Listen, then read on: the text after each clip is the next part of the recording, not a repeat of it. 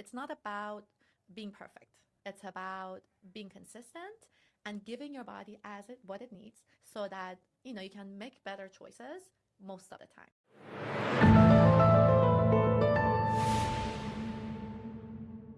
Hi, everybody. I'm Raza Kazimpour, and this is Elli Mesgarha, and we are kicking off a new series that we thought of doing to help people around nutrition and metabolic health. Yes. So, Elli, thanks so much for joining me on this collaboration. I'm very excited about it. And today's subject, we're talking about all-day energy, all-day coffee, correct? Yes. I have From to make sure. All-day coffee. All-day coffee and all-day all-day energy. Okay, good. Because I know I myself, I have so many issues around this. People like myself, I'm going. I get up at 4:30. I'm out in the streets at 5:30 doing my run. But I started off with my first double shot of espresso. I have a banana, and I have to take some warm salt water, and I'm ready to go. And that kind of gets me going. I don't necessarily crash, but the entire day, I'm doing shots of espresso. And I can't drink coffee just because of the acidity, but I'm just going. So from your perspective, because you do a lot of this in your space, I do. You specifically work with women, and that's what I really wanted to talk about today, just the differentiation between a man's body and a woman's body, and how coffee and affects them throughout the entire day. So maybe you can give me more information around that and how that works out. So what I like about what you're doing is you're fueling your body. You're giving your body that boost of energy it needs for your run. That's why you're doing the espresso shots, and that boost of caffeine really wakes you up. It gives you energy to have so you could do your run and your workout. That takes a lot of energy.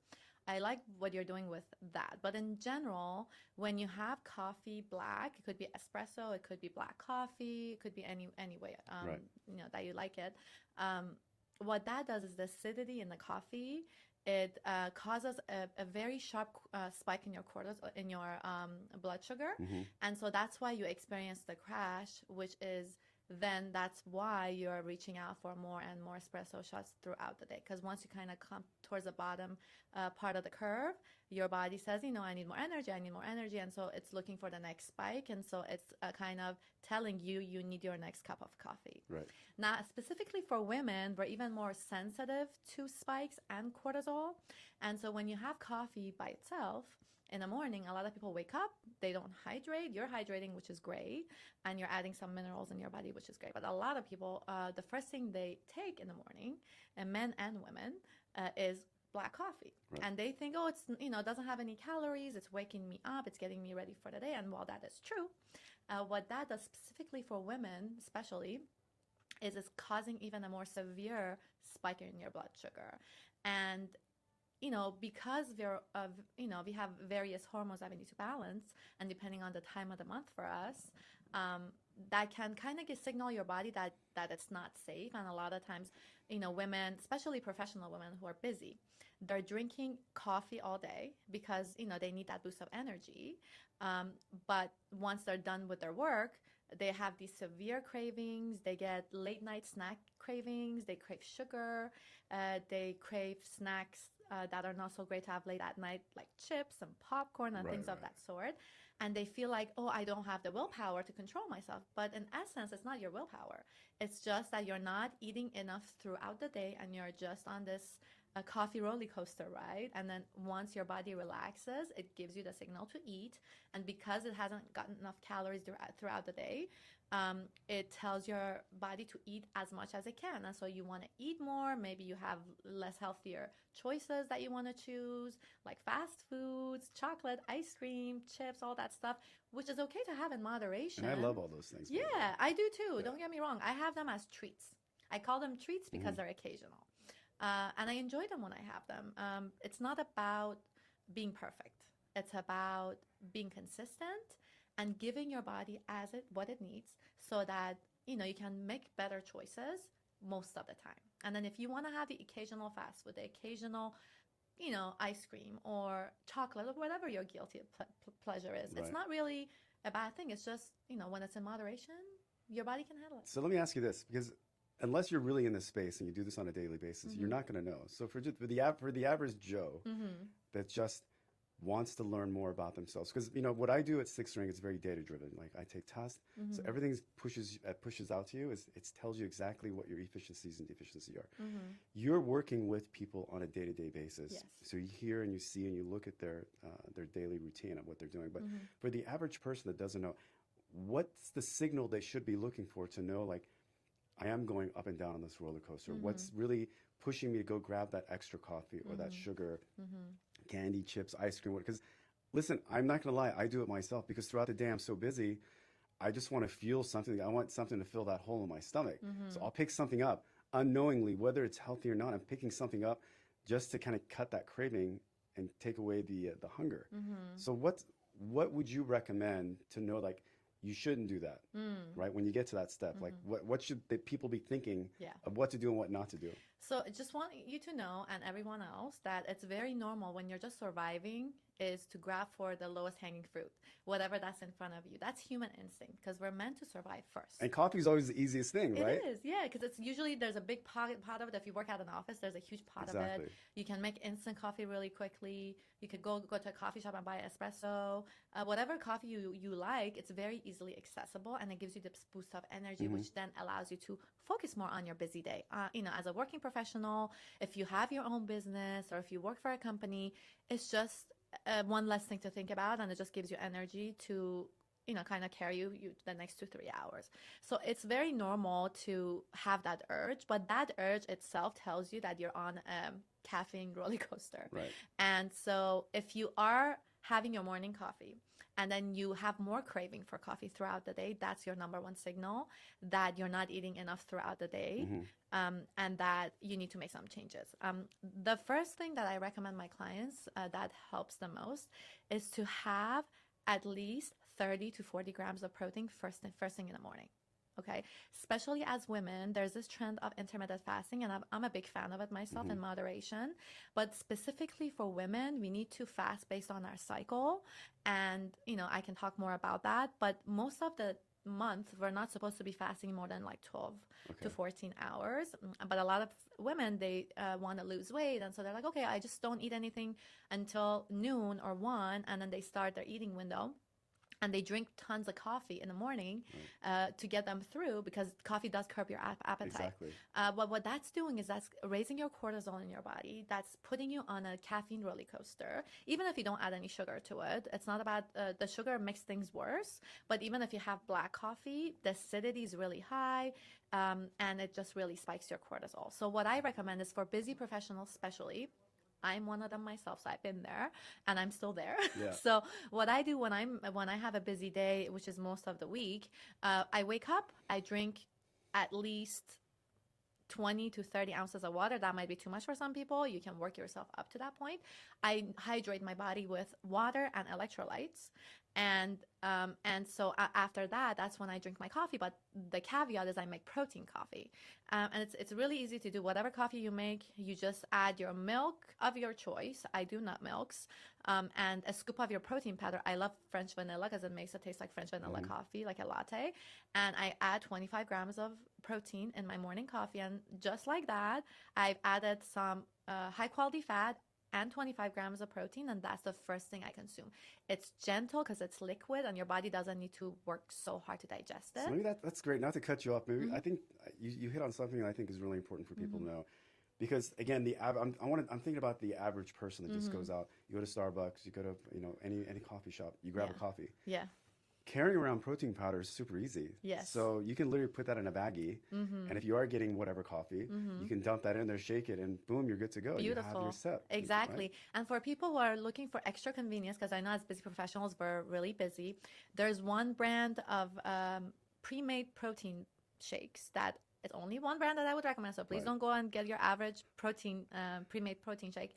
But there's this brand called Pioneer Pastures that you can find at your nearby Target. They have both chocolate and vanilla flavor. And there's 30 grams of protein in that. And so a lot of times I would recommend, even if they don't want to add protein to their coffee, get that protein shake if they're on the go. Drink that first and then have your latte. And I would recommend mixing it at least with some sort of a milk. Just, it doesn't have to be dairy milk, but it lowers the acidity, which helps with your blood sugar spike. So, you know, I would say at least have the protein shake before you have your coffee. So in combination, you're at least giving your body some healthy fat, some good quality protein, and then the caffeine. And that's going to actually sustain your energy even longer. So let's say I do that, whether you're a man or woman. Mm-hmm. What should I expect to feel like so I know it's working? Because again, you hear so many things. This space is so noisy. I know. Everybody, one day someone tells you drink coffee, one day someone tells you don't drink coffee. Yeah. Take this, don't take that. This is so. Yeah.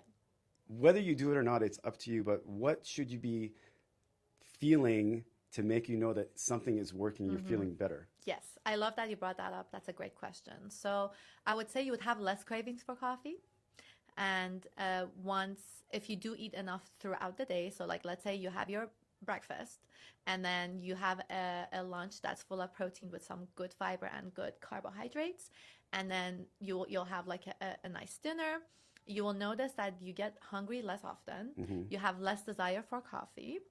And now if you're drinking like 4 cups of coffee, it's not going to be easy. You know, you have to kind of slowly wean yourself off. Right. So like maybe go from 4 cups to 3 cups to 2 cups, and only if you have the desire. Your body talks to you. So like the desire for coffee should go down. And another big indicator is that your cravings that you have late at night should go down, because naturally when you have more protein and fiber throughout the day, that just naturally feeds your microbiome, the good bacteria in your gut. Right. And those are the ones that are sending you those signals when they're starving. And so you just would naturally have less cravings. Now with coffee, have you seen that most people stop drinking more water when they are drinking coffee, or That's vice versa? true. Right? Yeah, because they think it's Because liquid. I've sensed that myself. No matter how much, and I want to drink as much water, but I've gone sometimes throughout the day with barely drinking like a half a bottle of water. And then at the end of the day, I'm like, oh shit, like I didn't drink any water today, but I've had like 7 shots of espresso, right? Yeah. So again, that's kind of a balance. I think you need to kind of mentally tell yourself, like, I need to do this, or have it in front of you if you have that ability to have water bottles or have these proteins, like to have these specific things, to know like a trigger in your mind, because it's very psychological, right? Just like you said, when you do these things, your mind has to trigger that to say, do this or do that. But at the end of the day, like, it's almost like a feel-good drug, right? Coffee just makes you feel good. It does. Right? Yeah. And that's why a lot of people do it. Regardless, it gives you that spike. It gives you the dopamine release. It gives you dopamine, that's exactly. So you have that spike, you feel good, you go, and all of a sudden, like, shit, I want to feel good. I want to feel good again. Yeah. So you go have another cup. You almost crave that feeling. Exactly. Yeah. So it's, for a lot of people, I know coffee is an addiction to some point, right? It is, yeah. But to be able to wing off of it, maybe add these additional things. Because the other part of it is, when people get coffees, you go to these coffee shops, you add so much shit to it, right? Let me get a latte with this. Next thing you know, you're having like 1,200 calories. I know. 1 cup with all those syrups exactly. and additives, yeah. By the time you add the caramel and the syrup and this and that, that's it. You're done, right? And those things, the chemicals that they are using, like in your syrups, exactly. It's not real caramel. It's just caramel syrup that's made in a factory. So those tend to be very addictive too, and they trigger your taste buds and they give you these flavors that you crave. So it's very normal to kind of feel almost like helpless when it comes to coffee. But what I would say is you have to make changes slowly, and I think if you add water to your routine, it really helps you, because then you'll understand thirst versus caffeine request. A lot of people who drink a lot of coffee and not water, anytime their body feels thirsty, they just go grab another cup of coffee. In essence, you're actually making your body even more thirsty, because caffeine, it just removes water and it takes up a lot of water from your body. And so you're actually even more dehydrated than you were before that cup of coffee. So it's very essential to drink your coffee with water, like make sure you have water, and that's a habit that you build over time. One thing that helps my clients a lot is to get a Yeti or any metal water bottle that has a lid and a straw, and so that's a good reminder usually, and just slowly increase your consumption of water. Make sure you always have it at hand, and one thing that really helps me with that habit is I put my water bottle that I use every day, I put it next to my coffee, because I know I'm going to wake up and grab coffee. And I know once I grab coffee, I see my water bottle there. That's my mental note. Oh, go fill up your water. And so that's how I kind of trigger my mind to drink more water and start the day with water, is put that water cup. Once I see it, I'm like, oh, I need to drink water first. So I go fill it up, put my electrolytes, drink some water before I have my morning protein coffee. And that's a great way to kind of start yourself. And Our body is so smart, and it's a system, and so when you're drinking less water, like your body naturally gives you less water craving, and it Right. just survives. But once you start drinking more water with electrolytes, you'll see that your body gives you the thirst signal. So the more you drink water, the more your body will Right. ask you and desire more water. And that's how you kind of establish the habit, is start drinking more water, and you'll see that with time your body gets more thirsty and more thirsty, and it's just you're naturally going to go grab the water because your body wants it. It's kind of like a hunger 100%, hormone. Yeah. 100%. And as humans though, we tend to need to be told. It's very consultative. We need to be told what to do until we get into that habit, right? So unless they have someone like you to be telling them, or they Yeah. have an app or something that pushes them, it takes, what I've seen, even for myself when I started off in this journey, it took me like 3 months to get something started, to get into that habit Yeah. of doing it. Then your body kind of creates like, oh, I need to do this. It's automatic, right? It's like getting up in the morning when your body gets to a system where Yeah. you get up at a certain time without an alarm. It's the same thing. Like, oh, I need to fill my Yeti. I need to have it next to my coffee. So it just becomes a thing. But getting in that habit is really the biggest thing for a lot of people, to Exactly. push themselves to do that. And maybe in one of our podcasts, we can talk about like what are some of the methods that we've used on a later show. But that's really the biggest thing, I think, for anyone really starting their journey in health and wellness, and whether it's coffee, whether it's whatever it is they're doing, to just be able to kick that off, Yes.